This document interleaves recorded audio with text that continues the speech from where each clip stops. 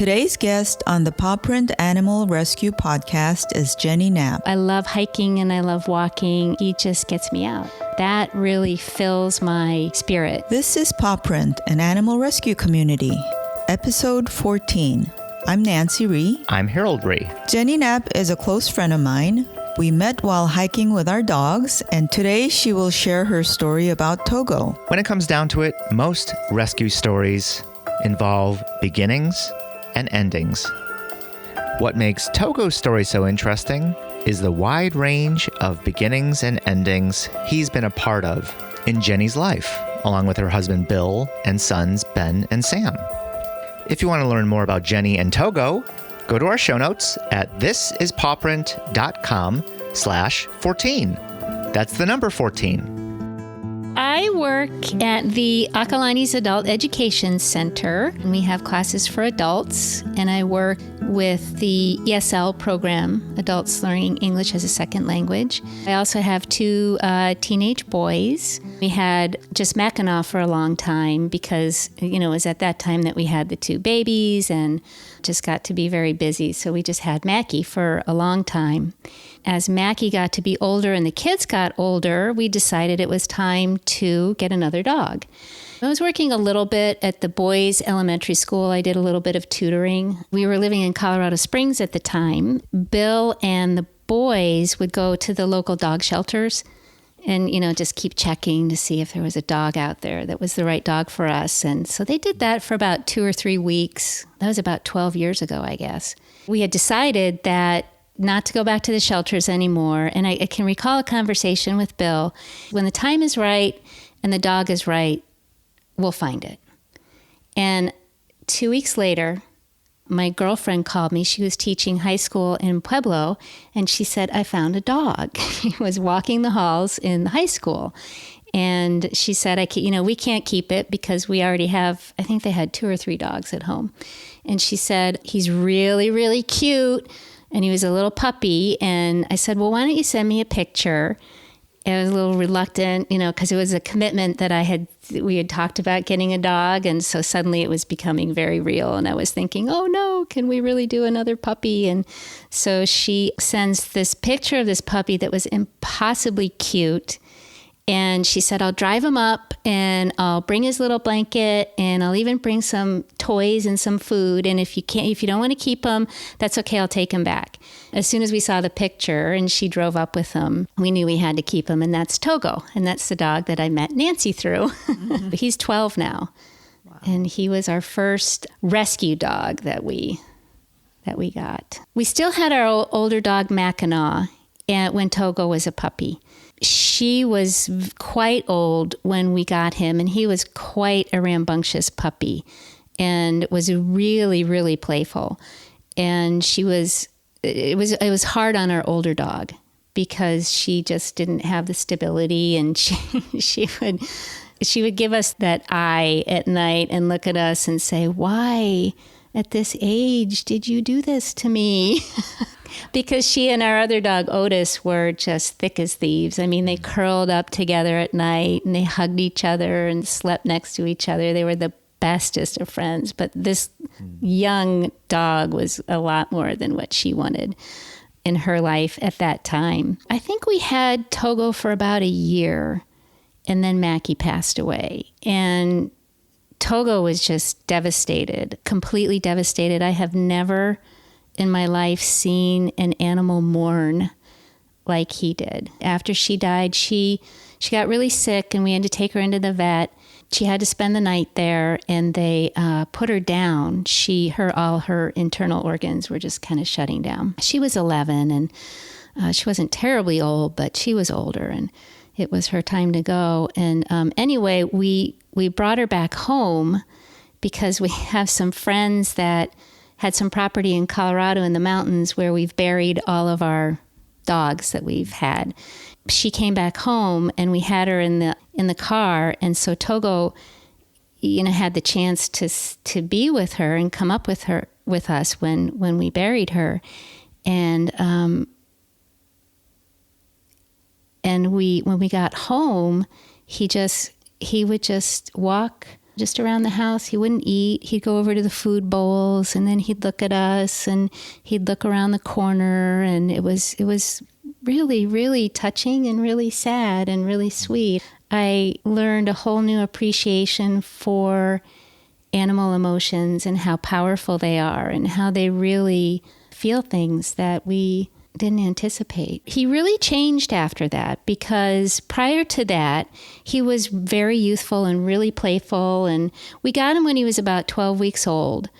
So I guess he was a little over a year when she died. And the funny thing was that first week after she had passed away, his whole affect changed from this really youthful, playful puppy to a dog that had responsibility, because he was the older dog now in the household. And he had to take on this kind of leader of the pack. That was really fascinating to watch that. You and Togo have been through some tough times. So my oldest son is 19 and Sam is 17. The boys really grew up with this dog. They were young when we got him. They were old enough to remember when he was a puppy, like now that they're 17 and 19, they fully remember when we got him. And so just, their whole growing up period, which, as you know, just raising kids in general, you just go through a lot. And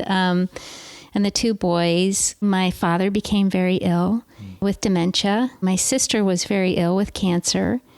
And my mother got very ill because she was caretaking my father. So there was a lot of really difficult times, with young children and aging parents, and my sister ill. And he is just a real emotional support for me, I guess, because, in all the transitions of family illness and children growing and our move, he's just a affectionate, loving dog that, like most dogs are, you walk in the house and no matter how rotten your day's been, no matter how hard things are, no matter how desperate you're feeling about, dealing with really difficult things, they love to see you. And he loved to see me. I love hiking and I love walking, and he just gets me out. He gets me out in nature and on the trails, and that really fills my spirit when I'm going through really tough times.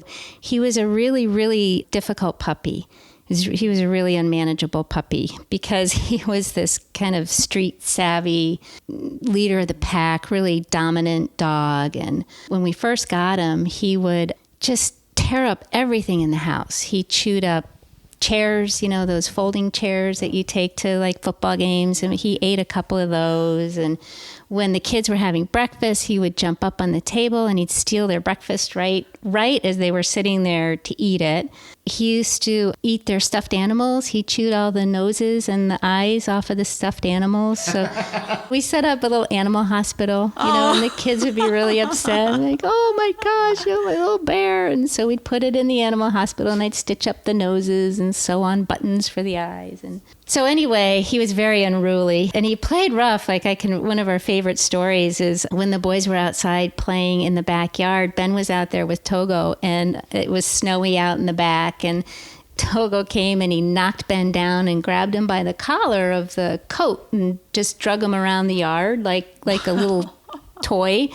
And the one thing, it sounds really horrible, but he was always a gentle dog, just a rough, tumble, playful dog, so he never hurt them, ever, ever, ever. Like, we knew that he would never do a thing to hurt them. He was just big and rough. And I would call Bill and I'd say, Bill, we have to get rid of this dog. I can't do it anymore. And he'd say, okay, all right. He'd say, well, when we get home, we'll just take him into the pound. And I go, no, we can't do that. We can't get rid of him.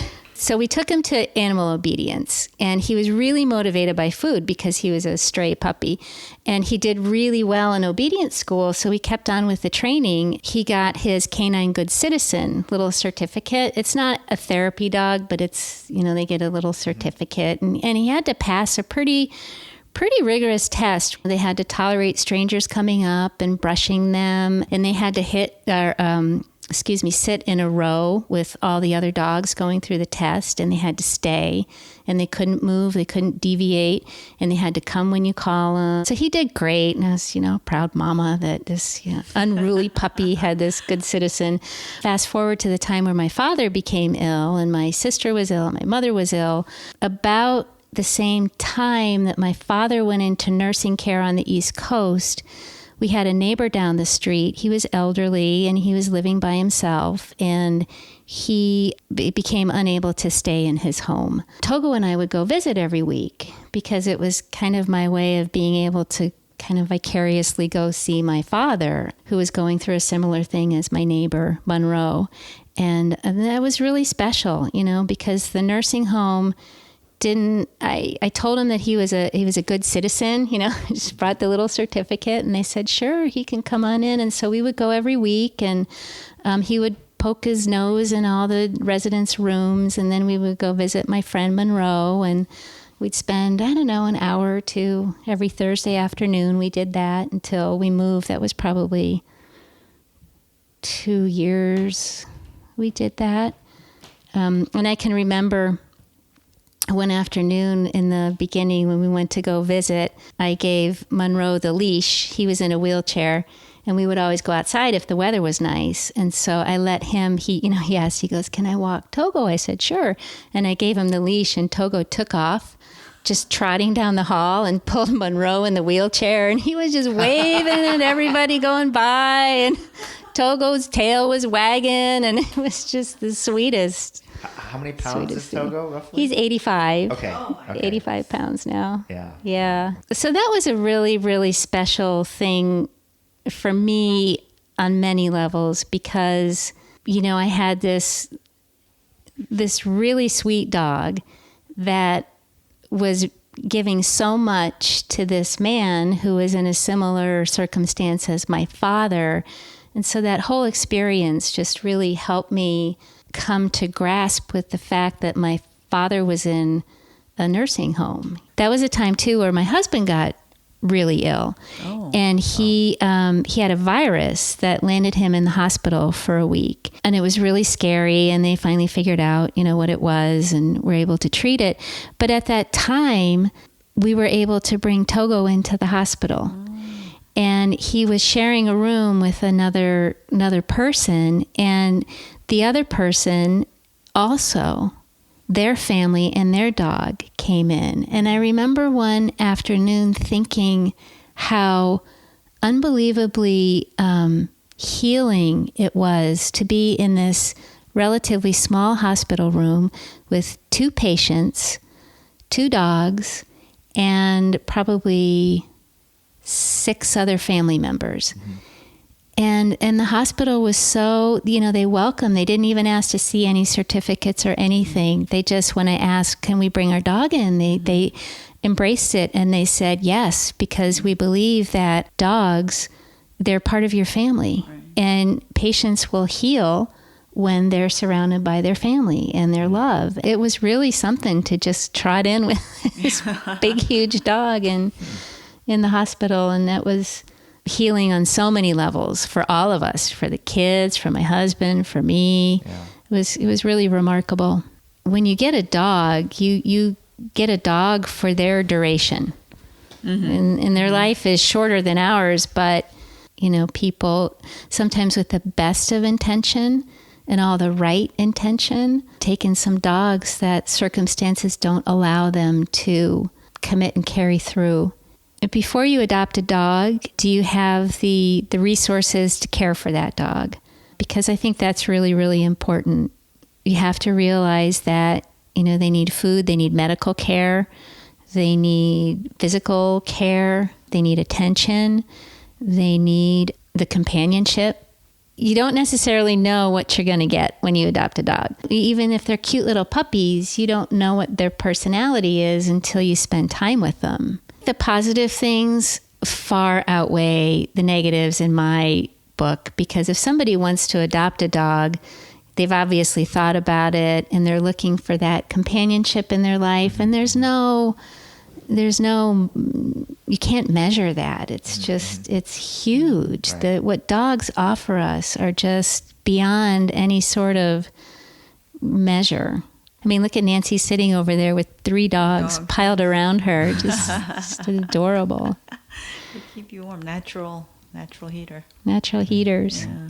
When I die, Togo, I want to come back as you, because you have one of the best lives of anybody. A couple of our interview guests have said, I want to be my pet. I want to be my dog because he's this great dog. Everybody loves him. He's just this gentle soul. He is very content. He gets out. He's got a great life.